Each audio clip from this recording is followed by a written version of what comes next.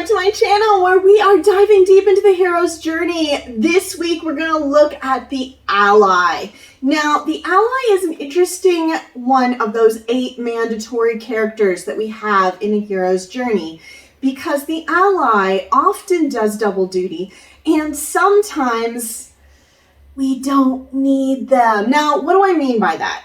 Obviously, I've said you need to have these 8 characters. You need to. I've said that. You have to have them. You must have them. So what do I mean when I say you don't always have to have them? That seems like a major contradiction, and you'd be right. It is a major contradiction.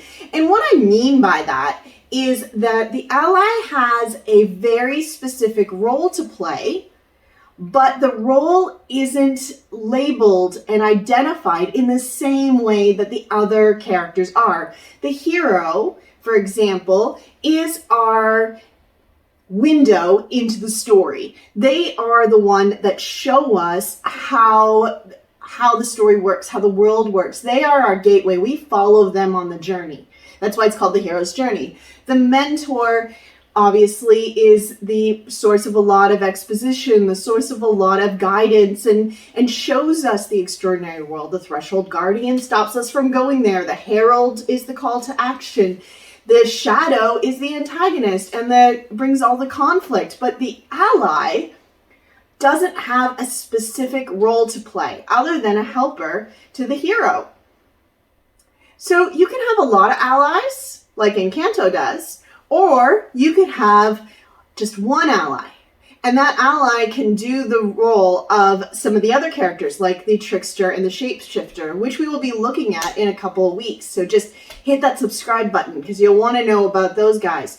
But first, let's just talk about the ally and who the ally is, and basically whether or not we need them. And I thought, since it's so fresh in everyone's minds, Encanto would be a great way to look at those characters and those allies and which ones we need to keep and which ones we can do without. Now, Encanto arguably has way too many characters, but I'm going to show you how every single character that Disney put into Encanto is actually mandatory. They could not cut a single character, and I'm going to show you that in this video. So let's get right to it. Quickly first, if you like what you're seeing so far, don't forget to smash that like button and hit that subscribe to see more videos like this in the future. And if you want to dig even deeper, then head over to my Patreon account where you can download all the workbooks, activities, and helpful hints that come from these videos. All right, let's hop back into it. Starting with Mirabel. Mirabel is our hero. Mirabel is the person and character that takes us through the story.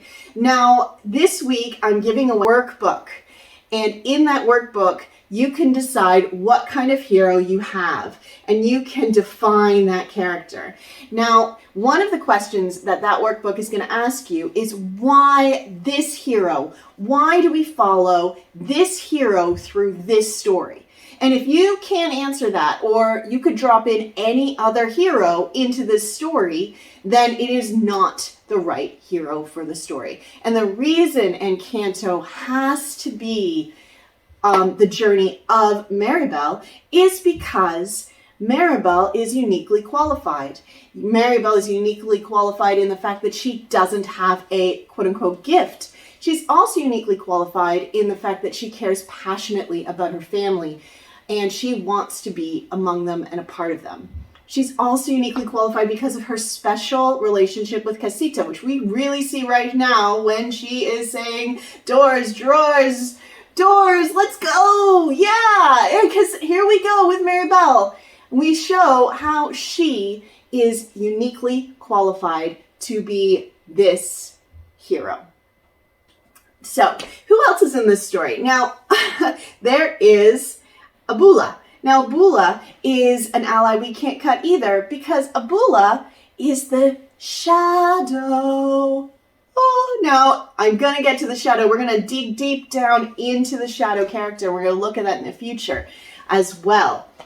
But I just want you to know that you can't cut your shadow.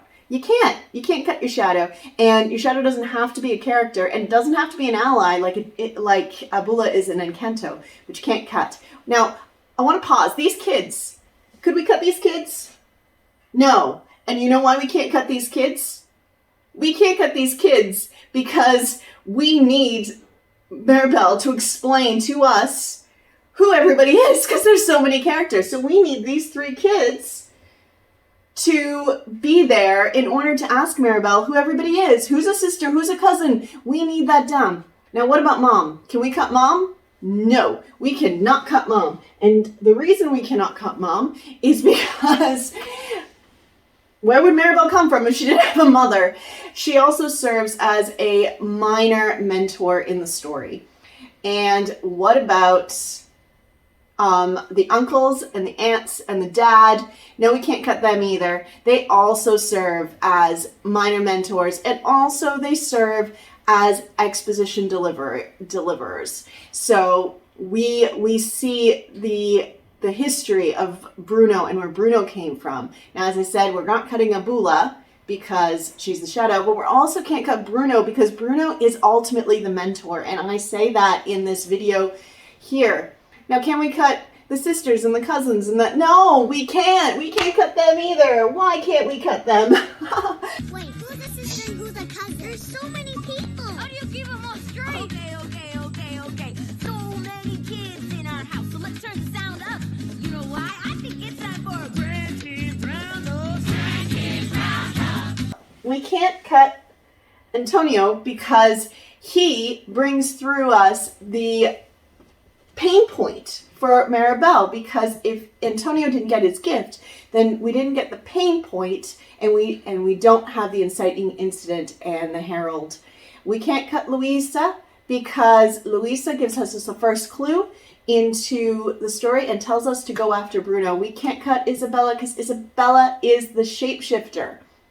And we can't cut Camillo because he is the trickster, and we can't cut Dolores because while the Casita acts as the herald, Dolores is the one who tells us that it's not in Mirabel's mind. So while I would say Casita is the herald, Dolores confirms that the herald has come. So we can't cut any of them. We can't cut any characters. There's only one character left, and that's Mariano. And we can't cut Mariano either because if we didn't have Mariano, then we can't get into the next section of the story. We can't get into the 3rd act of the story, or the midpoint, whether you're looking at it from a 3-act or a 4-act story structure. You can't count Mariano either. So we can't cut him either, and that's everybody. There's nobody we can cut. So while there are so many characters in Encanto, and it may be hard to keep them all straight, we need every single one of them. And if you want to know who we can cut and when we can cut it, watch my video next week, because next week I'm going to look at Batman, the Batman, and I'm going to tell you who didn't need to be in that story. And I'm also going to show you a second Batman film, and I'm going to show you how you break those down. But let's just hit that like and subscribe button so you don't miss that. And remember, keep writing. Physically impossible to relax everything. What are your powers? Just tell us what everyone can do. And that's why coffee's for grown-ups.